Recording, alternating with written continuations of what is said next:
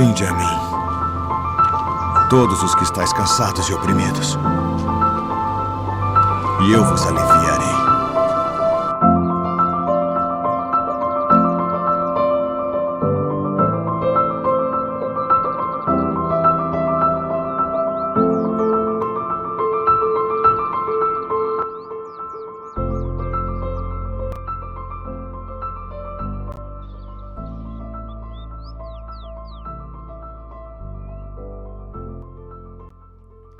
Diz assim a palavra do Senhor, Filipenses capítulo 4. Portanto, meus irmãos amados e muito saudosos, minha alegria e coroa, sim, amados, permanecei deste modo, firmes no Senhor. Rogo a Evódia e rogo a Sintique, pensem concordemente no Senhor. A ti, fiel companheiro de jugo, também peço que as auxilies, pois juntas se esforçaram comigo no Evangelho. Também com Clemente e com os demais cooperadores meus, cujos nomes se encontram no livro da vida. Alegrai-vos sempre no Senhor, outra vez digo, alegrai-vos. Seja a vossa moderação conhecida de todos os homens. Perto está o Senhor. Não andeis ansiosos de coisa alguma, em tudo, porém, sejam conhecidas diante de Deus as vossas petições, pela oração e pela súplica, com ações de graça. E a paz de Deus, que excede todo o entendimento, guardará o vosso coração e a vossa mente em Cristo Jesus.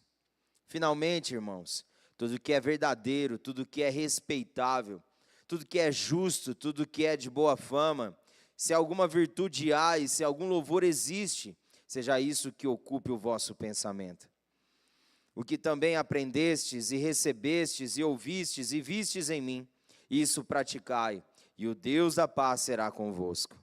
Alegrei-me sobremaneira no Senhor, porque agora uma vez mais renovaste a meu favor o vosso cuidado, o qual também já tinhais antes, mas vos faltava oportunidade. Digo isso não por causa da pobreza, porque aprendi a viver contente em toda e qualquer situação. Tanto sei estar humilhado como também ser honrado.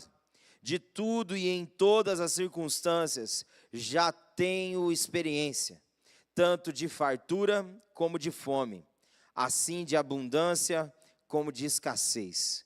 Tudo posso naquele que me fortalece.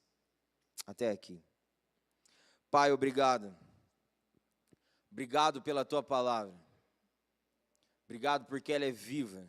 Obrigado porque ela é eficaz. Obrigado, Senhor, porque ela é a causa de nós estarmos aqui. É ela que nos une para que juntos, Senhor, possamos ser instruídos, inspirados, ó Deus, pelo teu Santo Espírito, para poder, ó Deus, de forma encorajadora, viver tudo aquilo que está escrito. Senhor, nos sujeitamos e nos rendemos, ó Deus, ao poder e à influência e à referência que a tua palavra é. Eis-nos aqui à tua disposição. Espírito Santo de Deus, faz de nós o que agrada o coração do Pai. Essa é a nossa oração, no nome de Jesus. Amém, amém, amém. Glória a Deus. Podeis assentar, queridos?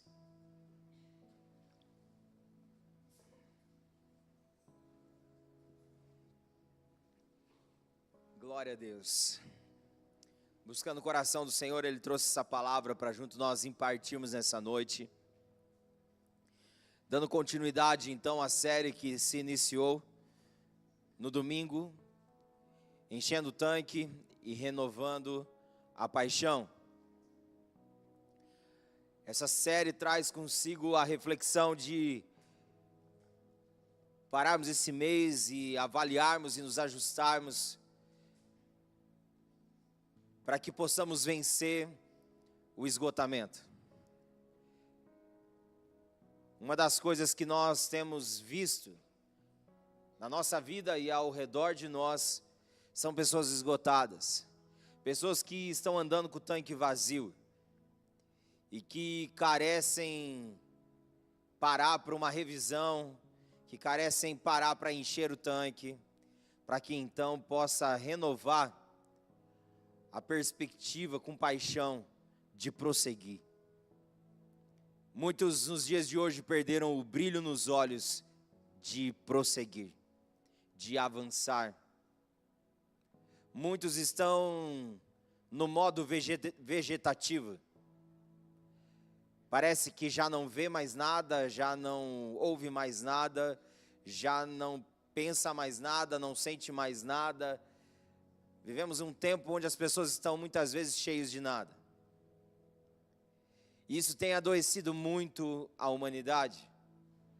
E nós precisamos fazer a leitura do presente tempo à luz da palavra, à luz das Escrituras, para que possamos discernir, nos prevenir e confrontar essa realidade que está presente no nosso meio. A palavra esgotamento, no meio dela tem gota. Precisamos entender que o esgotamento é uma junção de gotejar, de realidades que vão sendo acumuladas dentro de nós. E que muitas das vezes acaba nos matando afogados, sufocados. Por isso que nós precisamos olhar para a palavra, e a palavra, ela revela o Cristo. E o Cristo é aquele que tem alívio para nós. Por isso ele diz em Mateus 11, venham a mim, todos que estão cansados e sobrecarregados, e eu vos aliviarei. Precisamos manter os nossos olhos fixos nele, porque é ele quem nos alivia. É ele quem nos traz alívio diário. Aleluia. Então, queridos, em nome de Jesus, cuidado, para que o seu olhar não seja consumido pelas realidades da terra. Esteja sempre com o olhar fixo no alto e olhando para a terra a partir das realidades do alto. É aquela experiência de quem já andou de avião, ou quem já subiu num prédio nas alturas, tem a perspectiva de olhar lá para baixo, e quando olha lá para baixo, parece que tudo é tão pequeno. Quanto mais alto você sobe, mais o seu olhar sobre as realidades de baixo parece que fica pequena. Tudo parece que miúda. É assim que o Senhor deseja que sejamos achados.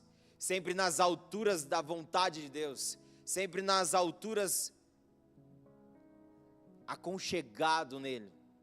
Porque do alto olhamos as coisas aqui embaixo e tudo fica tão pequeno quando estamos nele. Os problemas grandes ficam pequenos. As dificuldades grandes ficam pequenas. Os desafios grandes ficam pequenos. Porque quando estamos olhando na perspectiva de cima para baixo, tudo fica pequeno a partir do olhar do trono de graça. Por isso nós não podemos nos ausentar do trono da graça. Por isso que nós precisamos sempre estar presentes, contemplando a realidade de quem Ele é. Para que então na terra possamos manifestar a grandeza do nosso Deus. Aleluia. Sempre com o tanque cheio e com a paixão renovada. Amém, queridos? Vocês estão comigo, irmãos? Aleluia. E o tema do episódio de hoje é: mesmo diante da circunstância, permaneça firme e com alegria. Mesmo diante das circunstâncias, permaneça firme e com alegria. Quando vamos para o contexto dessa carta que o apóstolo Paulo escreveu à igreja de Filipenses, ele estava preso por pregar o evangelho, preso por anunciar as boas notícias do evangelho. Ele estava acorrentado. Ele era um implantador de igrejas. Por onde ele andava e passava, ele plantava uma igreja. porque as palavras por onde ele passava anunciava o evangelho, e à medida que ele anunciava o evangelho, sementes caíam em solos férteis e começava a frutificar. Mas agora ele foi preso por conta do evangelho, mas a missão não para. Se você ler o capítulo 1 de Filipenses, ele vai apontar, dizendo, mesmo que eu estou preso, a missão não para, a missão do reino continua. Não desistam, não se frustrem, permaneça, continue progredindo, continue avançando. E um dos temas que norteiam essa carta ela é tida como a carta da alegria, mas ela também é tida como a carta que arremete o progresso do evangelho. Mas espera aí, pastor, será que está certo isso? Ele está em prisão, preso, e ele escreve essa carta, mesmo na condição que ele estava, retratando que essa carta para a igreja de Filipos era uma carta de alegria, era uma carta de progresso.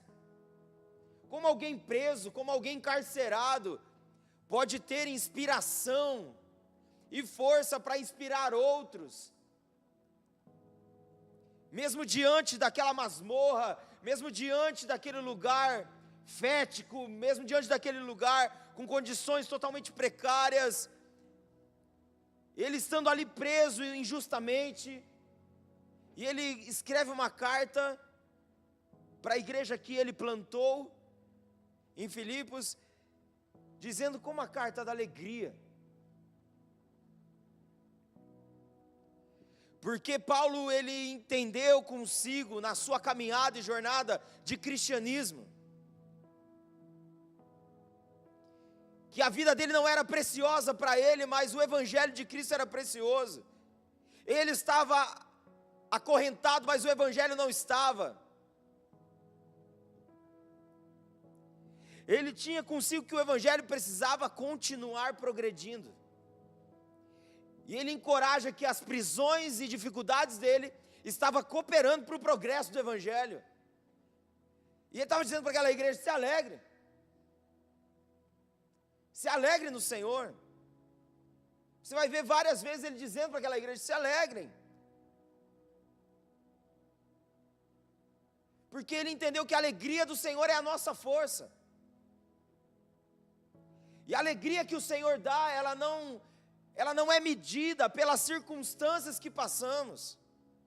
Ela é medida pela extravagante graça e favor de Deus demonstrado na pessoa do Cristo. Essa é a alegria que o mundo não entende e não consegue compreender, que mesmo diante dos açoites, mesmo diante das circunstâncias difíceis, nós continuamos rindo, nós continuamos nos alegrando, porque nós não dependemos de circunstâncias para nos alegrar, nós dependemos de um Salvador, e esse Salvador é Cristo.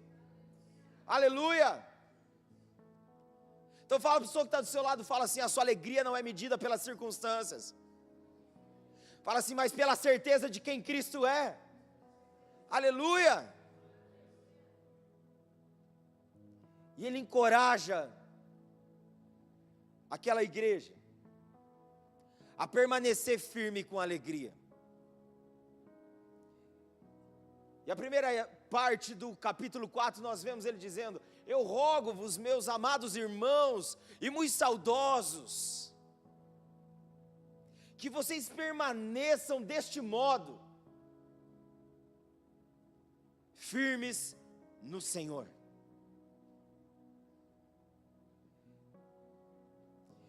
Qual era o modo que Paulo estava dizendo para aquela igreja permanecer? Firme no Senhor. Queridos, nós precisamos entender que esse é o modo que nós que cremos precisamos ser achados, permanecendo firme no Senhor. Independente das circunstâncias, permaneça firme no Senhor. Ele é o motivo da nossa alegria. Aleluia, queridos. A nossa definição de alegria se chama Cristo. Não se chama dinheiro, não se chama bem-estar, não se chama bens materiais, se chama Cristo. Aleluia! Por isso sempre digo, queridos, que o dinheiro não é a resolução, do mundo. Porque se dinheiro resolvesse o problema do mundo, Deus tinha dado dinheiro para a gente, não Jesus, e sairia mais barato.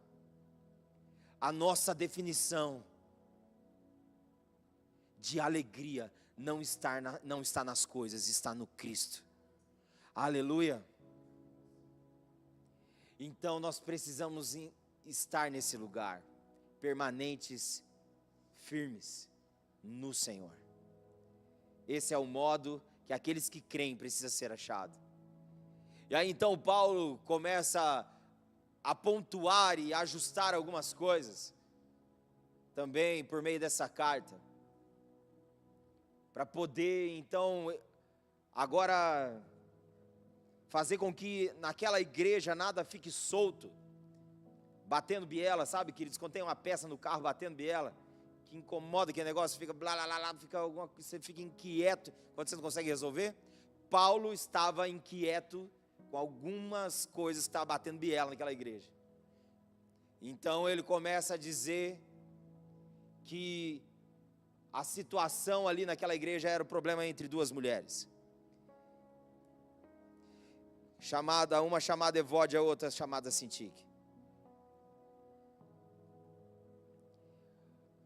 Elas estavam conflituosas, então agora a fala do apóstolo Paulo para aquela igreja é: eu rogo que vocês pensem concordemente, eu rogo para que vocês tenham um pensamento de concordância. Aí ele pede para que alguém possa intervir, e ele traz lembranças. Ele diz: eu peço que auxilies, pois juntas se esforçaram comigo no Evangelho, também com Clemente e com os demais cooperadores meus, cujos nomes se encontram no livro da vida. Paulo estava querendo dizer o quê? Que aqueles que permanecem firmes mesmo diante das circunstâncias com alegria, são aqueles que estão imunes de conflitos relacionais?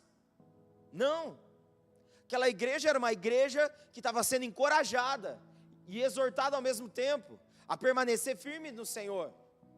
Mas ele está dizendo que agora tem um conflito aqui. Há um conflito dentro daquela igreja, entre duas pessoas. Mas então, Paulo pede para que as pessoas possam auxiliar, para que elas voltem a pensar concordemente, com concordância. E ele diz: porque elas me ajudaram, elas se esforçaram comigo no progresso do Evangelho, juntamente com Clemente e com os outros cooperadores. Lembra elas que o nome delas está no livro da vida. Ou seja, diz para elas que elas precisam se acertar embaixo, porque elas vão passar a eternidade junto.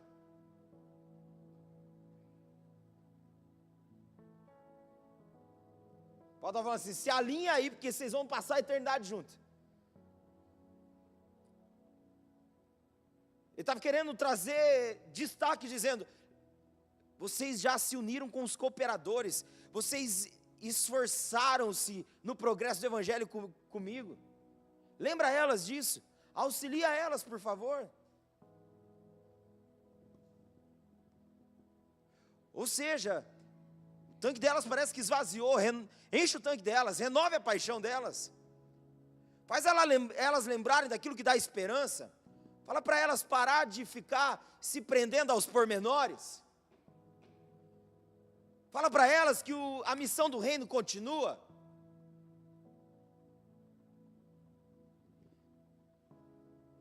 Sabe, queridos, aqui o que Paulo está falando, inspirado pelo Espírito para aquela igreja, e específico para essa situação conflituosa de relacionamento, dizendo o seguinte: volte a pensar concordemente, ou seja, vocês estão pensando com sentimento, volte a pensar com a cabeça. Porque quando o sentimento domina, os pensamentos se perdem, mas quando os pensamentos estão equilibrados, os sentimentos se organizam. A gente precisa pensar com a cabeça e não com os sentimentos. Porque senão os sentimentos nos complica, nos enrosca por inteiro, queridos, nos dá nó. Precisamos pensar, queridos, com a cabeça e não com os sentimentos. Eu já contei essa história, mas vou contar como exemplo novamente. Conta essa história de uma mulher que não se dava com a sua sogra. Novidade, né? Misericórdia, no povo de Deus não tem isso. Não se dava bem com a sogra. E ela então foi para uma feiticeira e falou assim: eu quero matar minha sogra, mas tem que ser de forma que ela não percebe. Aí então a feiticeira falou assim: é o seguinte, durante 30 dias você vai fazer um chazinho para ela, e você vai mexer com um graveto, e esse graveto que você vai mexer todo dia, você precisa falar palavras boas sobre a sua sogra, pelo menos uma por dia. A hora que você estiver fazendo chá, você vai falar uma palavra boa que você vê na tua sogra. Quando chegar no 29 para o 30 dias corrido, ela vai morrer. Quando chegou, queridos, no 28 dias, ela correu na feiticeira e falou assim: como que faz para nós quebrar aquilo lá? Eu não quero mais que minha sogra morre. Aí a feiticeira falou: ué, mas por quê? Porque eu pensei melhor, e eu falei esses 28 dias praticamente, qualidades dela, e eu comecei a ver coisas que eu não via antes.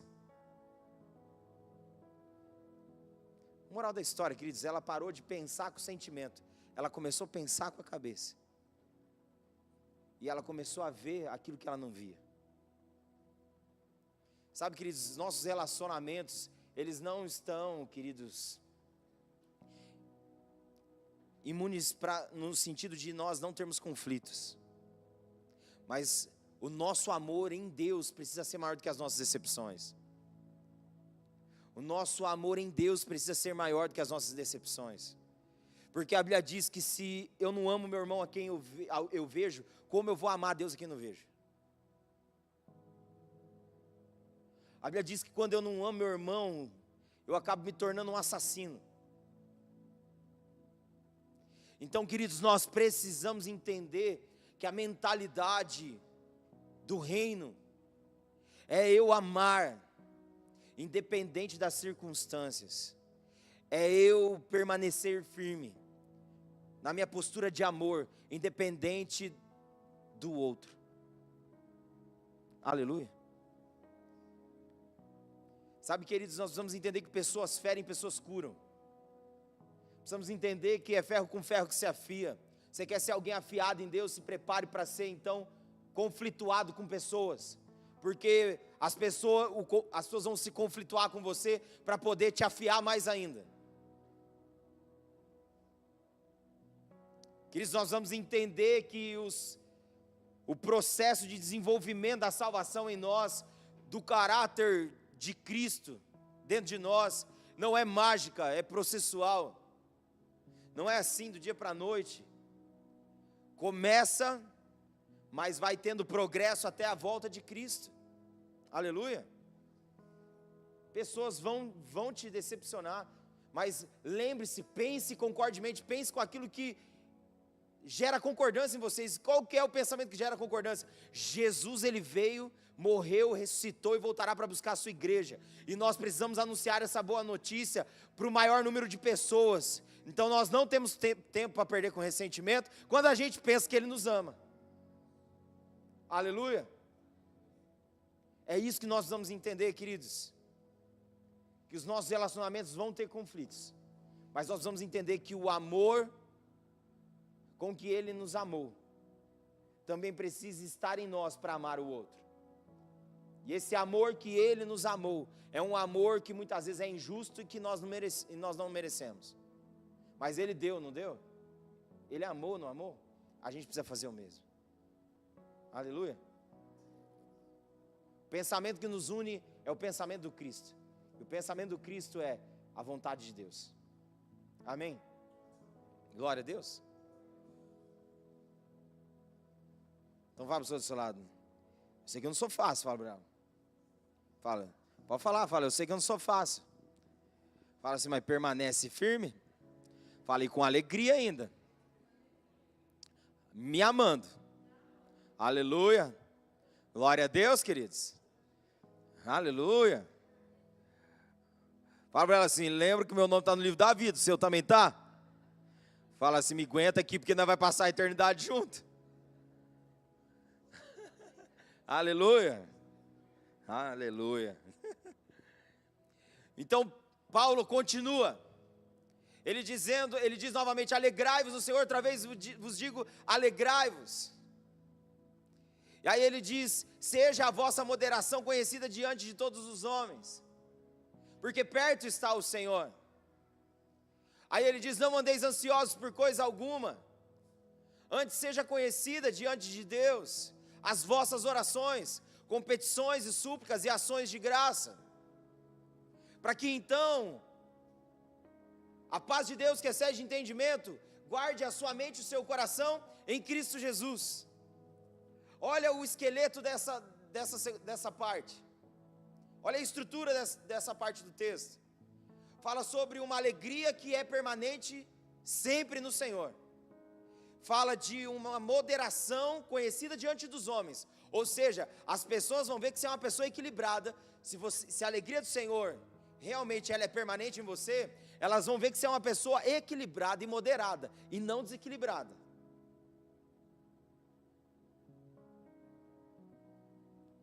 Porque ela diz, perto está o Senhor, ou seja, o Senhor está perto de voltar. Então tenha juízo, pelo amor de Deus, equilibra-se. Não desça da cruz. Aleluia, queridos.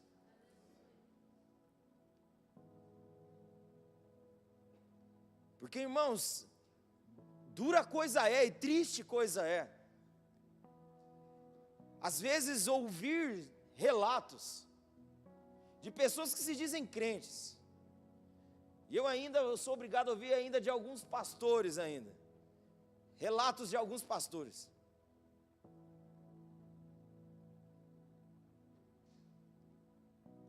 Já não cabe no cristão, na figura ainda de referência, pastor Misericórdia. Eu estava numa empresa e aí a pessoa falou assim, porque fulano, que é um outro fulano, veio aí e a secretária chegou a tremer na base. Aí eu falei, tremeu na base porque foi sem educação. Eu falei, e é pastor. Eu falei, glória a Deus que o Senhor nos dá a graça de trazer redenção para as coisas. Porque a secretária ficou traumatizada, não podia ver pastor, queridos. Agora eu vejo ela, eu abraço ela, dou um sorriso para ela, falo, você está bem? Porque eu preciso agora construir uma ponte de ressignificação naquilo que foi desconstruído. Por conta de gente que se diz ser, mas não é. Então, queridos, em nome de Jesus, não desce da cruz não. Aleluia. Morre. A hora que você querer descer da cruz, você fala, carne, morre, maldita. Morre, fica presa aí. Não desce não. Aleluia.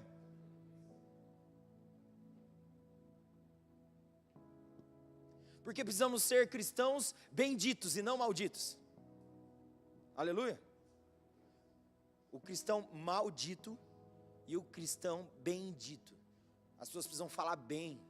O dizer das pessoas precisam ser de bem de nós e não de mal.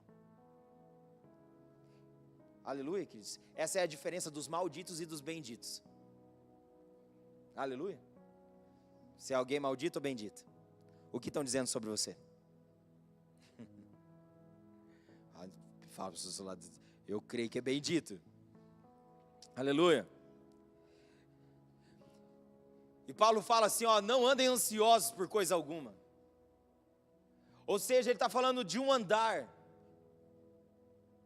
Ele está falando que o nosso andar não pode ser ansioso, mas que nós vamos dar uma resposta para a ansiedade, porque vivemos em um tempo onde a informação acelerou e isso faz com que a gente então acabe se tornando imediatista e então acabe sofrendo um pouco com a ansiedade.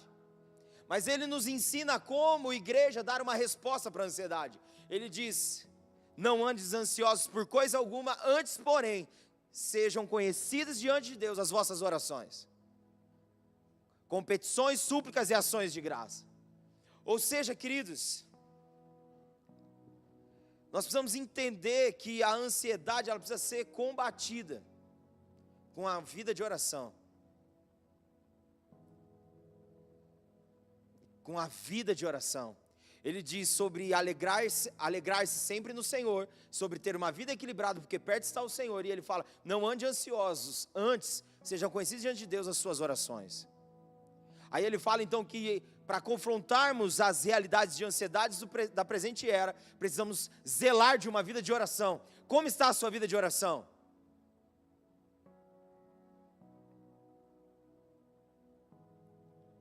Meia boca ou com a boca transbordando?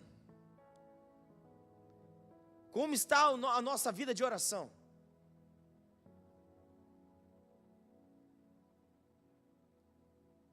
Se a transformação da nossa cidade e do Brasil dependesse da nossa vida que temos hoje de oração, aconteceria?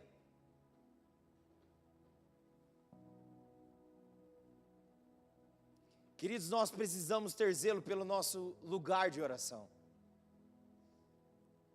Oração precisa ser inegociável. Aleluia. Amém, queridos. E ele diz que se nós então sermos achados nesse lugar de oração, a alegria sempre vai estar presente, o equilíbrio sempre vai estar presente. A ansiedade não vai ter espaço, porque nós estamos ocupados no lugar da oração. E ele diz que então a paz que excede entendimento vai guardar o nosso coração e a nossa mente em Cristo Jesus. Pensamentos seguros e sentimentos seguros em Cristo Jesus. Então ele começa a dizer, depois dizendo, continua dizendo, que ele aprendeu a viver contente em toda e qualquer circunstância, tendo pouco ou tendo muito, passando fome ou tendo abundância. Ele diz que tudo ele podia naquele que o fortalece. Sabe, às vezes a gente usa esse versículo para falar sobre realidades bem-sucedidas na nossa vida. Mas ele está dizendo aqui que ele tudo pode naquele que fortalece, ou seja, ele está dizendo, eu tenho contentamento e eu tudo posso naquele que me fortalece. Seja quando está tudo bem, quando está tudo mal. Seja quando está transbordando, seja quando está escasso. Eu tudo posso naquele que me fortalece. Eu tenho contentamento, tanto nos dias de escassez quanto de abundância, porque a minha alegria é o Senhor. É Ele que me fortalece, é Ele que me faz perseverar, é Ele que me faz continuar firme, mesmo diante das circunstâncias. É Ele quem enche o meu tanque, é Ele quem faz a minha paixão ser renovada, é Ele, é tudo sobre Ele. Aleluia! Que possamos ter contentamento, queridos, encontrar contentamento no Senhor, porque Ele nos fortalece. Quando somos fracos, somos fortes, porque Ele nos fortalece. Aleluia, queridos. No dia bom, no dia mau, independente do final, nós permanecemos fiel, permanecemos nele, porque Ele é a definição da nossa alegria. Aleluia, queridos. Circunstâncias não definem a nossa alegria, o Senhor Jesus nos define. Então permaneça firme dentro dos conflitos, se renda, se conserte e prossiga. Que a alegria seja sempre presente, que o equilíbrio nunca falte, porque o Senhor está perto de vir. Aleluia. Que a ansiedade seja vencida através da oração, para que então tenhamos paz. E Paulo ele diz, tudo que vocês aprenderam, tudo que vocês receberam, tudo que vocês ouviram e tudo que vocês viram em mim, isso praticai, e o Deus da paz será com vocês. Então não adianta aprender, não adianta receber, não adianta ouvir, não adianta ver, se nós não praticarmos. A prática é quem faz com que o resultado seja a paz de Deus será com vocês. Aleluia. Então, se nós estamos aprendendo, estamos recebendo, estamos ouvindo, estamos vendo, precisamos praticar. Aleluia. Porque a falta da prática acaba fazendo com que a gente se adoeça. Sabe aquela expressão que a gente sabe o que deve fazer, mas não faz? Isso precisa ser confrontado e mudado na nossa história. Se você sabe o que você tem que fazer, então faça. Se você sabe que tem que ler a Bíblia, leia a Bíblia. Se você sabe que tem que orar, então ore. Se você sabe que deve jejuar, então jejue. Se você sabe que deve evangelizar, então evangelize. Se você sabe que você deve ser honesto, então seja honesto. Se você sabe que tem que ser verdadeiro, então seja verdadeiro. Se você sabe que tem que ser justo, então seja justo. Se você sabe que tem que ser puro, então seja puro. Se você sabe que tem que ter virtude, então tenha virtudes. Se você sabe que tem que ter boa fama, tenha boa fama. Aleluia. Isso não pode só ocupar os pensamentos, mas precisa ser uma realidade prática na nossa vida. Aleluia. Se eu sei que eu tenho que fazer exercício para me poder ter saúde física, tenho que fazer. Se eu sei que eu quero, que para mim ter mais conhecimento, eu preciso estudar, então eu tenho que estudar. Nós vamos entender, queridos, sobre a realidade da vida. A realidade da vida é que a gente precisa se desenvolver. A depressão, ela é uma pressão, muitas vezes, de alto desempenho. Mas quem busca do alto, está sempre em desenvolvimento. Não busca ficar preso no desempenho, mas busca se desenvolver. Cresce gradativamente e progressivamente. Aleluia. Amém, queridos? Vamos ficar de pé, parece que está acabando.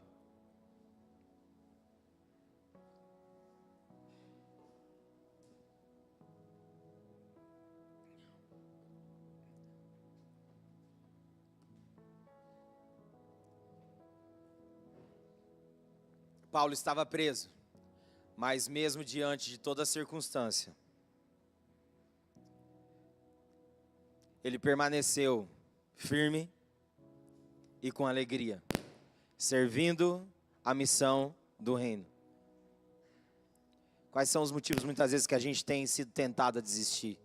Quais têm sido os motivos que muitas vezes têm tentado nos parar?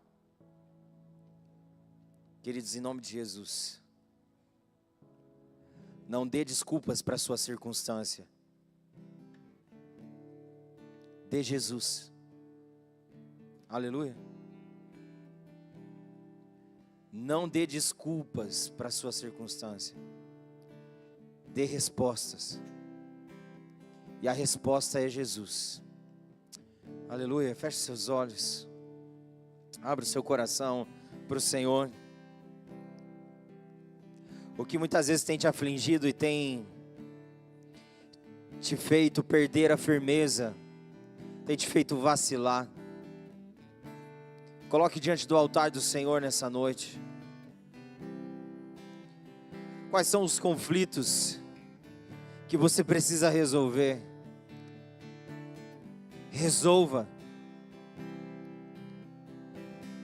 Não se esforce para ficar mal, se esforce para progredir o Evangelho. Então fique bem, resolva o que tem que resolver.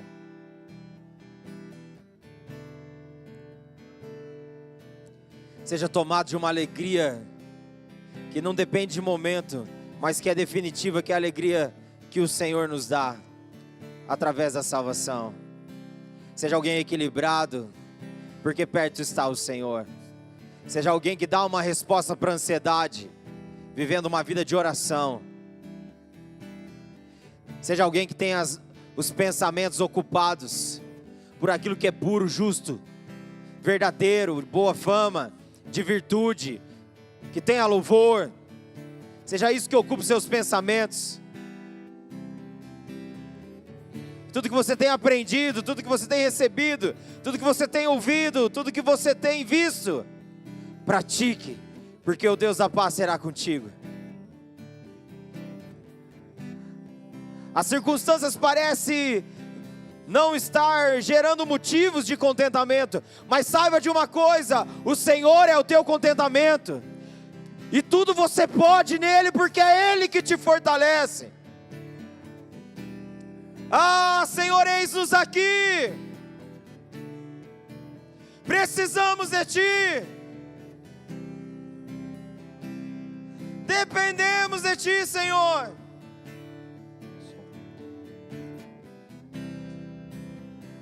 Equilibra-nos, Senhor.